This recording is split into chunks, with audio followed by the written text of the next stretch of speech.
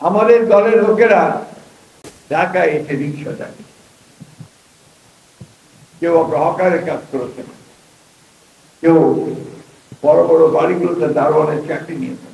৬০ লক্ষ মানুষের বিরুদ্ধে মিথ্যা মামলা হয়েছে। ওই মানুষগুলো প্রতিদিন আদালতে গেছেন, উকিলের কাছে গেছেন, বাড়ি থেকে পালিয়ে থেকেছেন পুলিশের দাবরানিতে, অনেকে কেউ আপনার অন্য পাড়ায় গিয়ে, অন্য গ্রামে গিয়ে, এবং কেউ কেউ গ্রাম ছেড়ে, দেশ ছেড়ে, জেলা ছেড়ে ঢাকায় এসে রিক্সা চালায়। কেউ আপনার হকারের কাজ করেছেন, কেউ বড় বড় বাড়িগুলোতে দারোয়ানের চাকরি নিয়েছেন।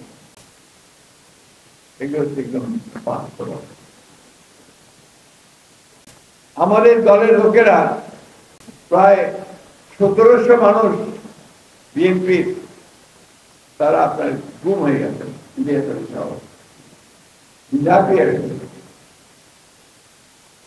আমাদের আপনাদের সাংবাদিকদের পরে আসছি, আমাদের দলের প্রায় ২০,০০০ মানুষকে গঙ্গাবে হত্যা করা।